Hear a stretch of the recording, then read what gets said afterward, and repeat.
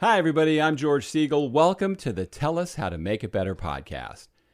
One of the things that I always talk about is the fact I don't think most people take preparing for disasters that seriously. There's a real, it's not going to happen to me mentality.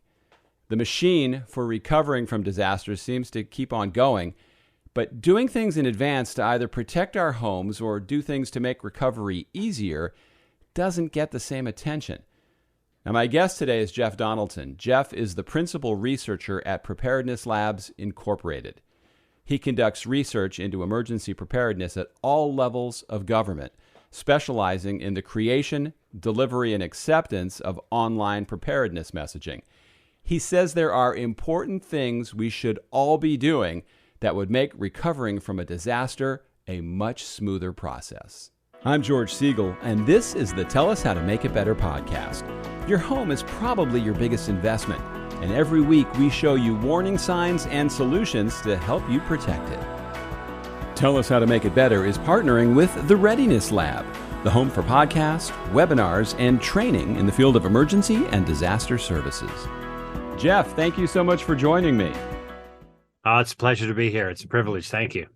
Now, I came across you on LinkedIn, and I loved a post that you had up there talking about the goal of going from government dependency to individual and collective responsibility. And I thought that was so important. I wanted you to elaborate more on that post so people know what we're talking about, and then we can discuss what you meant. Yeah, absolutely. The idea behind our society has evolved over the last couple of decades to look more and more towards government as the solution to our problems. And it's not one political ideology or another. It's not a political question. It's that more and more we've been turning to government to solve our problems. So more and more we've been transferring risk management from the individuals that we've always traditionally taken care of to the role of government. And what's been happening is that's required more and more government programs to be rolled out, more and more government expense, bigger and bigger government.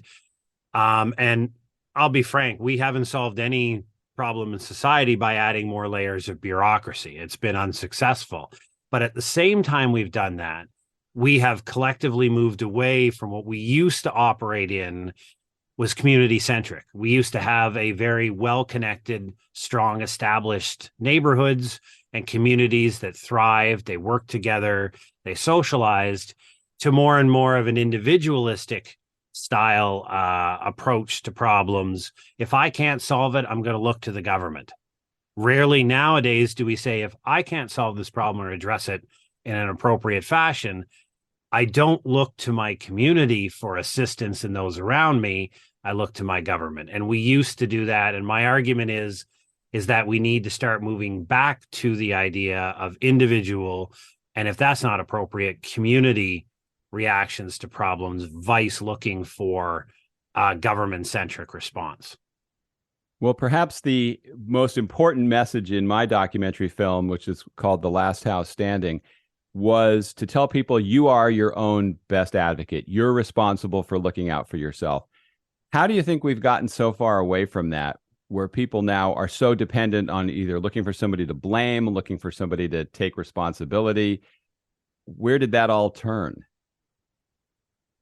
I think one avenue you can look at is that we started to have more and more, it's a consumption-based society. So I think that is the key enabler, is that we wanted more and more, especially in the generation since the end of the Cold War and the birth of unlimited globalization. We had access since the 1990s, the rise of Chinese manufacturing, South Asian manufacturing. We've had this access to unlimited number of goods. So we've become consuming more and more, which has made it more and more difficult to achieve what we want to achieve. And then if I'm not being successful in comparative analysis to those around me, and social media has done a lot to make it far easier to apparently see the wondrous success that everybody else is having, we start to, is it me that is failing to meet the standard? And a lot of people don't like that approach. It's far easier to seek out and find somebody to blame. My government is not giving me enough benefits, or the rents are too high in my area, therefore the government needs to step in and reduce rents instead of me earning more income, or things along that line. It's the whole conversation has changed from I'm responsible for my outcomes to there is some external exogenous force that's responsible for the discomfort I feel in life right now. I need to identify them and assign blame. And with all the research that you've done, when you look at areas that get wiped out by disasters, it seems like one common thread that I always see, people are very unhappy afterwards, obviously, because their lives are so disrupted. But they're always either unhappy in this country with FEMA, whatever group you might have in Canada, as opposed to just taking some responsibility for, wow, I put this house right on the beach. Wow, I chose to live in paradise, and now I'm wiped out. What do you find when you do your research with all this? The primary thing that I find is there's a massive expectation gap between the actual capability and capacity of state agencies, be it local, municipal, state, and FEMA in the United States, their response and recovery capability, and what the public believes they should be able to do, and therefore sits at home, doesn't take any necessary measures or precautionary measures because they have this unbased expectation of the government being able to come in and do that. So when the bad day happens, the big bad day shows up, somebody gets wiped out, and government responses are far less than expectations, instead of people looking in the mirror and realizing it was my expectations that were unrealistic. They would prefer to blame it on an inappropriate response from the government. And therefore, I'm a victim. I'm in the poor case I'm in right now because the government failed to meet my expectations. Well, it's an unpopular argument, but the reality is your expectations of the government are far outside reality. And there was a couple of studies that showed if we actually developed FEMA to the level that the American public expects it to be able to do, you would need the national defense budget to do that. To just put it in parameters. Like that's what you would need at the FEMA level to have them respond in a way that people expect them to respond. So instead of sitting back and saying, I've got a gap that I need to fill, the government's not coming, what do I need to do? It's just easier to blame the government and then AKA support the politicians that blame the government. Now, this is way more than just your opinion of this. When you do research about this, you have successful examples of where communities got back on their feet faster because they did what you're talking about. Tell us about that. Well, I think large-scale disasters are horrific, but to put my researcher hat on, it's probably the best case scenario that we have. And the primary one in the United States has always been Hurricane Katrina, because you had a singular event causing a singular, similar flooding experience to uncountable number of parishes. So everybody experienced the same thing. Everybody's homes were flooded out. And then when we looked at the research, which parishes returned and why did they return?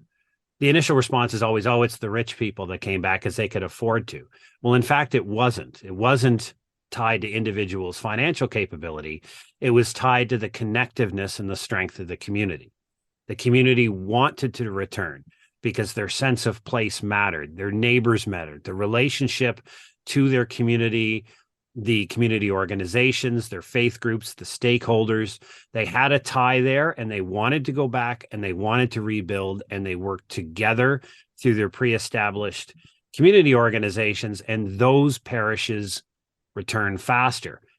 And Katrina wasn't a one-off. When you look at the 3/11 disaster in Japan, where they had the tsunami, the nuclear power plant, and the other associated earthquakes in a very short period of time, what happened? They had the same thing. Well-connected, strong, tightly coupled communities with good relationships with their local government. They're back much faster. They draw far less resources, and they're back up on their feet and running far quicker than other communities. It's exactly what the research tells us. It's time for emergency preparedness to go mainstream. Smart, innovative, practical solutions that match your needs. Instinct Ready educates, prepares, and equips the everyday person for disaster. With promo code MAKEITBETTER, you can access comprehensive preparedness courses and premium go bags. Visit InstinctReady.com with promo code MAKEITBETTER today. Preparedness starts at home. Now, I can see how you get there in a community where people are entrenched. Maybe they've lived there for years, generational families in a community. Now that things seem so transient, new people moving to areas, people flocking to Florida. When an area gets wiped out now, is there any research that shows, well, because people are less loyal to the area, they just pick up and move somewhere else and the recovery is much slower? It does. It does. And it points directly to that. There is a correlation between your tie to sense of place and the community where you reside and your desire to push through difficulty, push through obstacles to ensure that you return to that place. So if somebody is snowbirding in the Tampa area and Tampa gets leveled, they're like, I'm not going to go through the trouble of rebuilding in Tampa. I'm just going to go to the other coast and I'm going to find a different place to snowbird and carry on, because their sense of place may not be that strong. Somebody who is from Tampa and lives full-time in Tampa and has a strong relationship is going to want to stay there. And we can go back as Hurricane Andrew is, I think, really the first socio studies that have been done on large-scale natural disasters in the U.S. I think Hurricane Andrew, I think it was 1995, was the first one that the sociologists started paying attention to the sense of place and sense of community and those kind of relationships that exist. Are they influential in the decision to return? And the answer today is yes, absolutely. Now, back in my days when I was a TV weatherman, every year we would see flooding on the Mississippi. And it seems like the same areas every year would flood. And then you would see the sound bites of the people going, we will rebuild. We're going to dig in and put it back. We're going to do it over again. Is there a time that research shows, okay, that's not a good idea? You're doing something that is not sustainable. You're building in an area that's prone to damage. You need to build somewhere else. There aren't any places where that's occurred. The only time where you don't see rebuilding is when you have you've effectively wiped out the civilization. So there are a couple of coastal tribes that have occurred in Southeast Asia where the damage was so significant there simply wasn't anybody left to rebuild. Now these are in dates and times of pre-weather forecasting, when we didn't have modeling, when we didn't have early warning, tsunami systems, that type of thing. But in every instance where we've had a sufficient number of members of the population survive, they rebuild. And a lot of the times where you see argumentative about that is when the government steps in and the government's like, we don't want you to do this anymore. Like, this is dumb, building on a floodplain. Let's move you back several kilometers. And a great example of this is 2004, when the Boxing Day tsunami hit Indonesia. A good friend of mine and an academic colleague, she was in charge of the rebuilding the housing program in Banda Aceh in Indonesia. And yeah, they had a huge fight because they were fishermen. Right? Their huts are next to their boats. Having a 4-kilometer walk from your hut to your boat is just countercultural. So no matter what the government wanted, the residents absolutely refused. They simply camped out on the beach until they got permission to rebuild their houses there. It's their culture. It's who we are. It's where we are. And they will rebuild there. So this is why you start to see emerging arguments saying, okay, the question isn't going to be relocation. The question is, how do we build back so that we have a greater survival? What we've seen in a couple of places is they now build tsunami shelters in a number of these low-lying islands in the South Pacific. So imagine a tower that's about 4 stories high with a metal staircases up, and it's just a platform. And they just build these things out of metal or concrete in the middle of the village. It seems like it's an interesting concept of finding a way to be safe if the disaster hits. But when people continue to make risky choices, doesn't society overall end up having to pay for it? It's very hard to get good insurance in Florida right now for homeowners. And a lot of that is all the people that get wiped out and the people that maybe made a safer choice. The person who built a concrete house over a wood house or chose to live a mile inland as opposed to right on the beach.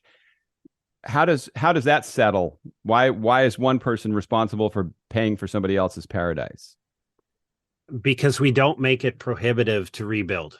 Because we and this is the unpopular opinion, and I'll just be open and honest about it. The frank answer is because we two answers. One, we allow them to rebuild. The government doesn't step in, seize the property with eminent domain, pay them fair market value, and wish them good luck and make a park out of it.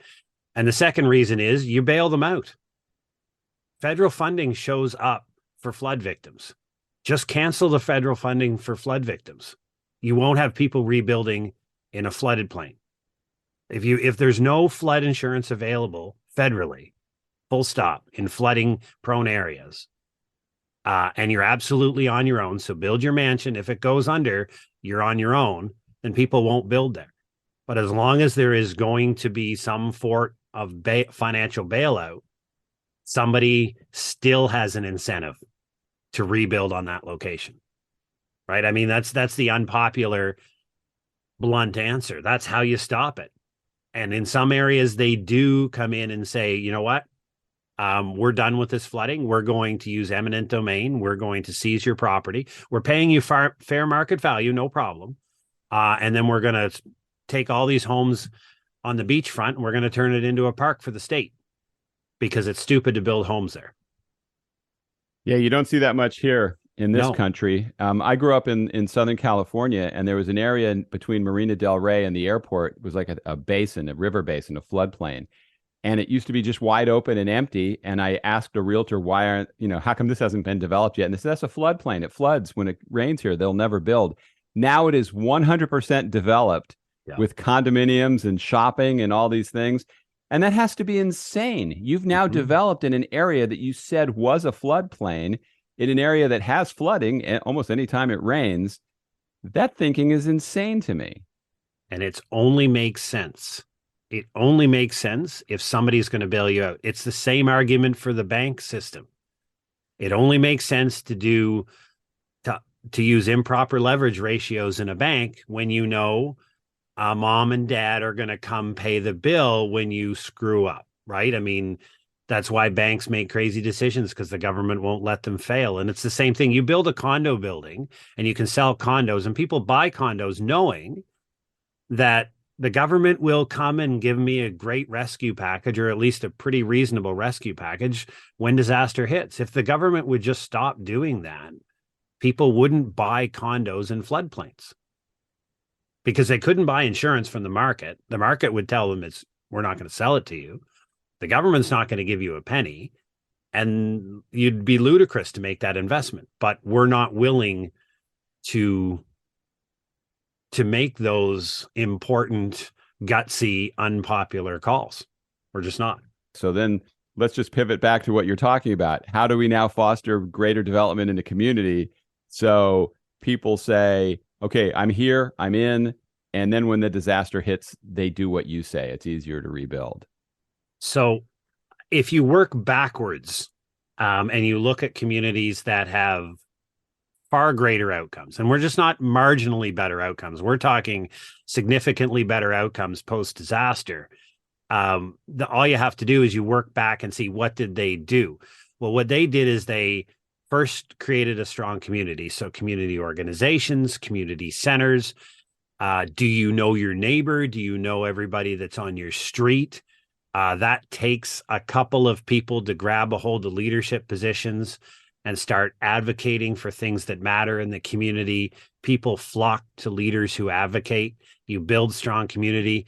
Then these communities that bounce back far better also had that important relationship with their municipal and local government. So in theory, we call it linking social capital because it's across a power barrier. There's a power differential between citizens and the government. And so if you have a strong relationship through your community groups across that barrier, then you will get disproportionate services and benefits from the government.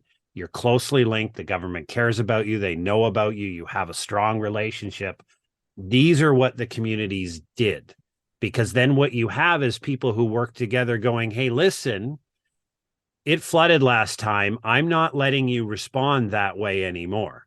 Here is a list of things you're going to do, Mr. Government, in your next response, and we're going to hold you to it.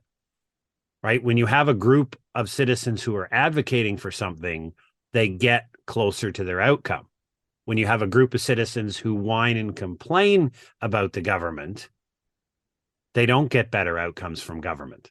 And so organized, it's like labor. When you have a bunch of employees that are angry at their employer, not much happens. But when they unionize and use collective bargaining and strike action, all of a sudden the employer has to pay a lot more attention to their grievances and ameliorate their grievances. Well, community operations are not that different. And none of this costs any money. None of this requires you any type of some investment. It's just saying, you know, I've got 40 families that live on my street. If we speak with one voice to the government and demanding services and demanding change and demanding things that occur to protect my neighborhood, it works. And these are the communities that then, because they have that strong sense of community, when struggles hit, when disasters hit, the homeowners can count on their neighbors to come help them clean out the basement, to bail out the basement, to help them with water pumps, to use their generators for power and things along that lines. You get a sense of cooperation, a sense of place, a sense of norms of reciprocity. If you're my neighbor and I help you out, there's a norm of reciprocity there. I expect you to help me. And that works. Now, it seems like, okay, I'll give you an example. I'll use my neighborhood. Not a lot of people have gone through the expense of putting in generators. Anytime the power goes out in a storm, you know the people that have them. So I may have chosen to put a generator in. My next door neighbor may have chosen to buy a boat and to go camping and to go do all these things, other things with that money. Now the disaster hits. According to if we're a community, let's do it together. All of a sudden, do I have to become the community leader when I gave up things so my family could be safe? It seems like there's a conflicting feeling of spirit here. And the two viewpoints to that is one, after the event, it's a little late to start bonding in the community, though it can build the beginnings of the bond for the next event. But strong communities will have this conversation beforehand. Strong communities will understand, like, what do you think? What are your thoughts and what we might think about doing around here if we get a side swipe from a category 2 or 3 hurricane? I mean, nobody's talking about a direct hit from a 5. You're all getting in your car and you're leaving the peninsula. Like, you're not hanging around. But if we get a side swipe from a 2 to 3 category hurricane, we lose power for a week. What does that look like for you? Why don't we all get together and figure out how we can collectively be ready to prepare? Those type of conversations is what builds a strong community. And those happen prior to the event. But if you don't have a positive relationship with your neighbors, it's hard to start. Does your research show anything about how short people's memories are for the communities that got a near miss? So, for example, Hurricane Ian was a bullseye for Tampa. They were talking about it for a week, that was our doomsday scenario. You could see the fear in broadcasters' eyes down here. All of a sudden, the storm turns, which quite often they do, and it pummeled a beautiful area of this state. And I think people in Tampa collectively went, phew, we're good. That's the wrong attitude after seeing what could have happened. Yeah, absolutely. And my brother-in-law was actually on an exchange posting at an American Air Force base just outside of Panama City, and ended up having to come back to Canada because he was totally destroyed out of a home and no place to live down there. But research tells us it's about 18 months, to be frank. It's about 18 months after a disaster when somebody's worry or considerations for that event have waned to go back to the state they were before. So if you're in a situation where most of the southern US is where you're only seeing a significant hurricane threat once every 5 to 7 years, let's say, on average in a region, that is not frequent enough to sustain all on its own without any assistance a higher degree of preparedness in the population. Now, you would think that all you would need is one scare like that for everybody to realize we probably should take this more seriously. But the research says no. It's arguably the same problem we have in preparedness when we say try to advocate for more money in the government. It's very hard to get the government to spend more money on preparedness when there are 15 different competing priorities. And helping to fund first aid training at the community level is probably not right up there on the re-election bingo chart, right? So it's hard to win.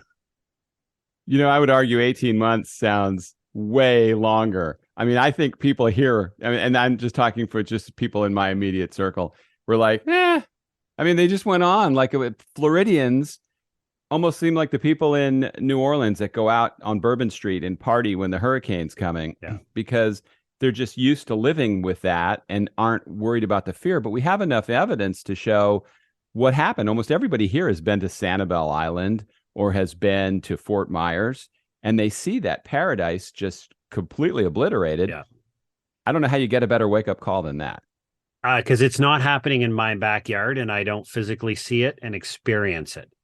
And that's people have been to Sanibel, and I've seen all of the photos of that place and the devastation and the attempted rebuilding and the arguments about opening it to public and not opening it to the public. But if it's not, we call it a recency bias to a lot of experiences. In the first month after a sideswipe from a hurricane, you're still going to be talking about it because you're still going to see evidence of cleanup around you. But as soon as that evidence of cleanup goes away and the fight with the insurance company, which is you and the insurance company, but it's not public, people don't see it, it goes away, and every other struggle, discussion, issue of the day pops up and off we go. It's like, how long does it take an event to go from page 1 to page 17 of your local paper?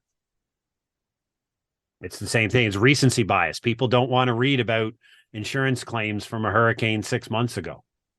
They don't care. The problem, too, is the media leaves a couple days after the storm, sometimes right after the storm, to go to the next location that it's going to hit. And they don't see the struggles that people have. We have people from our film in Mexico Beach and Panama City that are still fighting over insurance. They're still fighting over construction. The same thing in Malibu, California, after the wildfires. They don't understand that it can be life-altering what happens to you. It's not, we may say 18 months, that's for people to go back to normal that weren't wiped out. But the people that were, sometimes they never recover. And they don't. And because their numbers and their voices are so small, they're statistically insignificant to the rest of the community. So their community will never forget, and they will always have it on their memory. But everybody else in the state won't. Everybody else in the state will move on. The wildfires, everybody will talk about them, but they won't talk about the devastation in that little town. And I wonder how those people are doing today. I wonder if they're doing okay. That's not a conversation that pops up.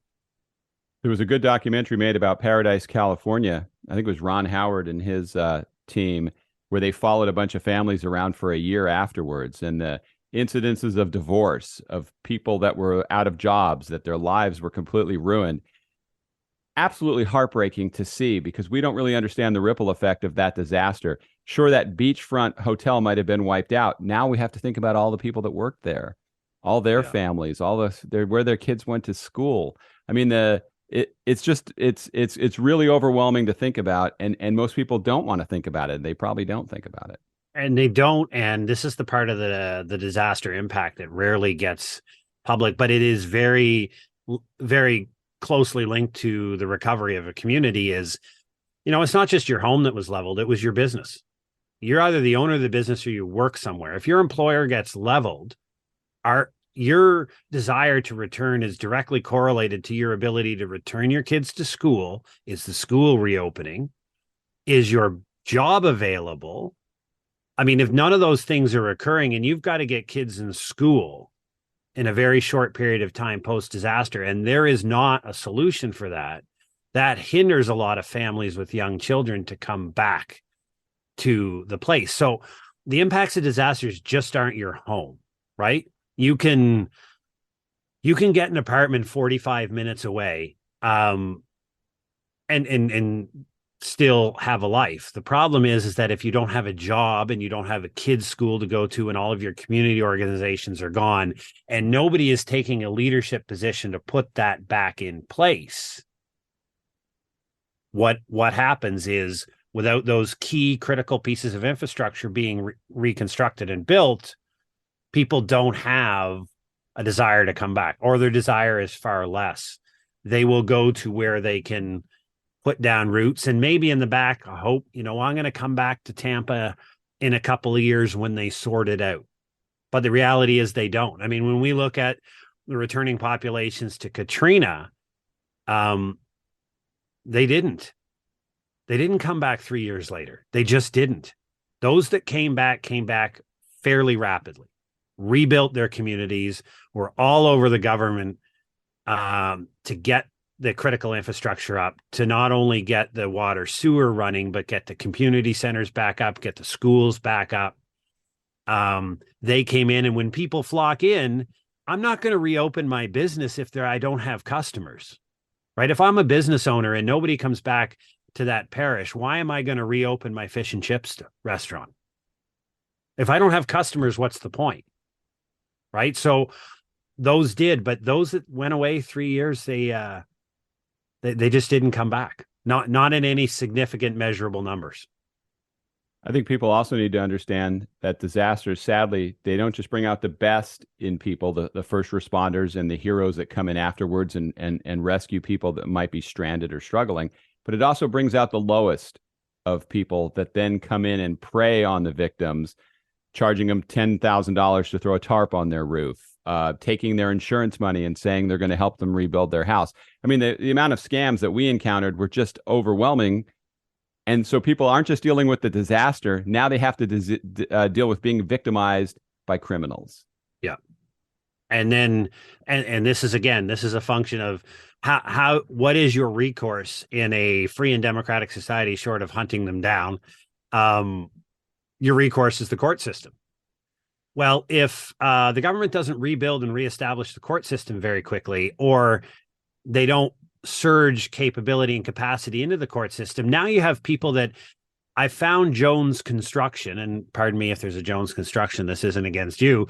But if Jones Construction scammed 10 people and 10 people want to take them to court, and they're looking at a 3.5-year wait to get their civil case heard, well, Jones Construction has long since folded. They've gone, the money's gone. And so what we've been arguing for, and we, just a bunch of us that study in this, is that there needs to be a post-disaster recovery construction framework, pre-established, not done after the disaster. It's too late. So right now, how are construction companies going to be allowed to rebuild in Tampa? That needs to be written right now.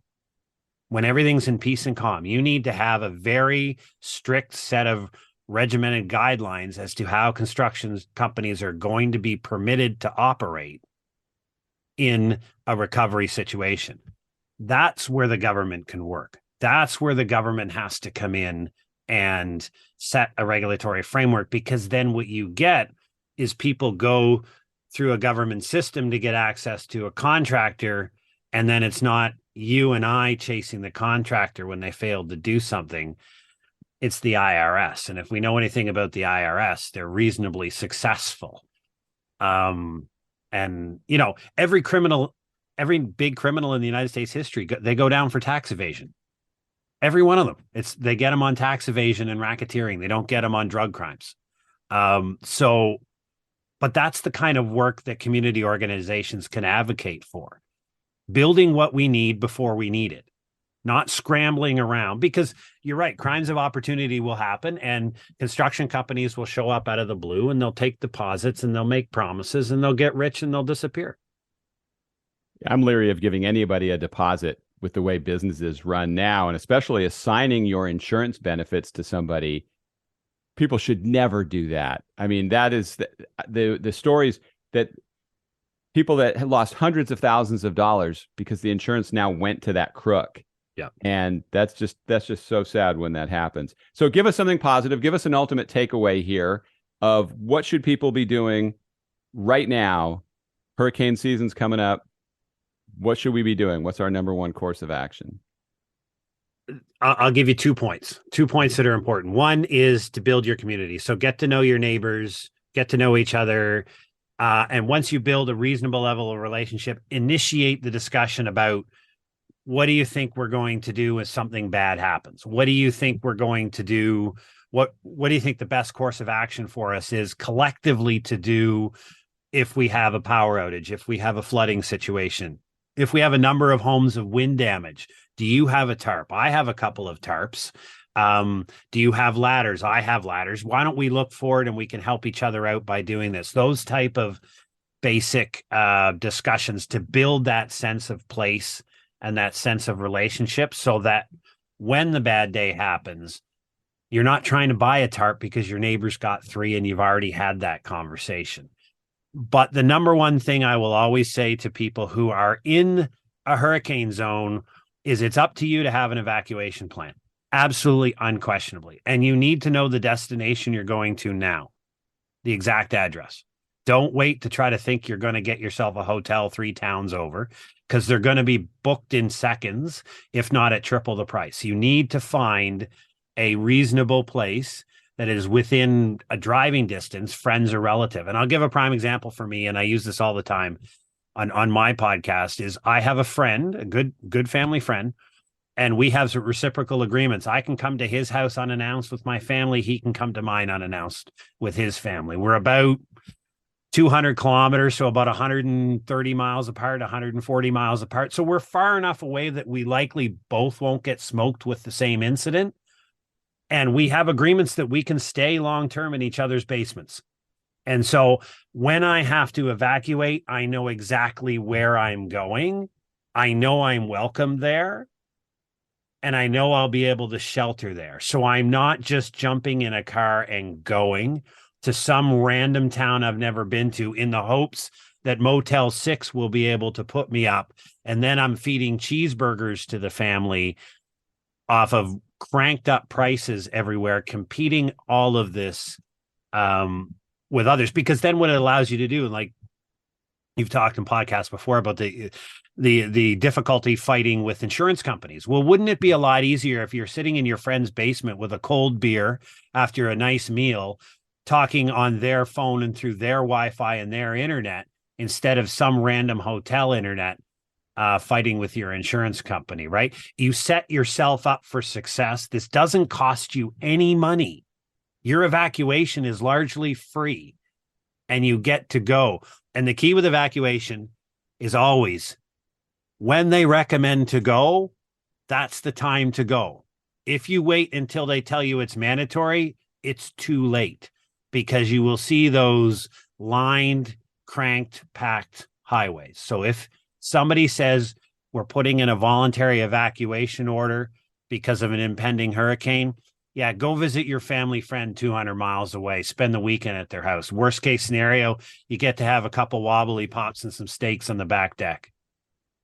You know, it's a little tougher when you live on a peninsula, because with Hurricane Ian, we had friends that went to Orlando and they evacuated to Fort Myers because they thought the storm was coming here. Yeah. And those are the 2 areas that got hit harder. So you really have to pick a place that's completely out of the cone. Yep. Because if not, you're going to end up having the storm follow you. Yeah. And so mine is only, like I said, about 120 miles away, because I'm not in a hurricane zone. I face the risk of ice storms, and I face the risk of earthquakes. Yeah, and it's bad here because we don't build anything to earthquake standards. So when we get an earthquake, it's a shuddering effect. I've been in the last one, big one we had here was about 12 years ago. And it was a pretty serene experience to go through an earthquake and hanging onto your desk as the whole thing is shaking and rattling and rolling. But my friend doesn't live in the earthquake zone. That's nice. I've been in some bad earthquakes. I don't like those any more than hurricanes. They're pretty bad. Now, you have a couple other things going on that are pretty cool. You have a successful podcast you've been doing for a number of years, and you have a book that's coming out. Yeah, absolutely. So I started Inside My Canoe Head podcast, which is available on all platforms, in April of 2020, when I saw the public reaction to the pandemic, when life went completely uncertain, people lost their jobs, people were locked down, whatever your government decided to do to you or for you, depending on your political perspective, people's lives were turned upside down. And I quickly realized that nobody really had a clue what to do or really could find a place of good advice. So I started the podcast to provide advice in individual emergency preparedness, how to take the steps necessary to build yourself and then subsequently your community.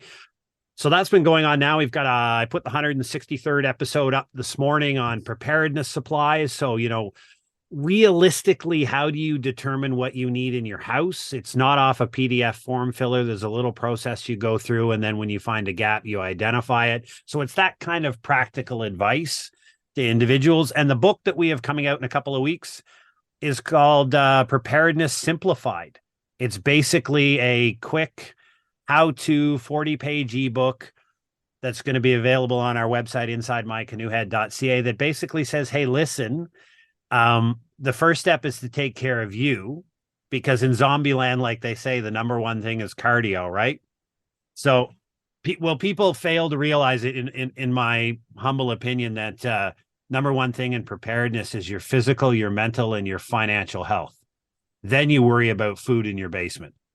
Because I don't care what stockpiles you have piled up in the basement, it's not going to be much good to you if you're in the wrong mindset or if you're broke and you're really unhealthy. So we work on that. Let's get you up and running, and then let's get your household up and running, and subsequently your community. So that's the beginning of a series of books that we're going to be releasing for people to just say, hey, it's not hard, because you take a drive-by of YouTube and it sounds like the apocalypse is coming. Society's collapsed, World War III, nuclear bombs, all that. And we're like, no, that's not really what's going to happen. I love the message. I'm going to definitely check out the podcast and read your book when it comes out. And thank you so much for your time, Jeff. Great information. I really appreciate it. Oh, it's my pleasure. It's a privilege. Thank you. Thank you for listening to the Tell Us How to Make It Better podcast. All of Jeff's information can be found in the show notes. And if you have any ideas for future podcasts or an interesting story of your own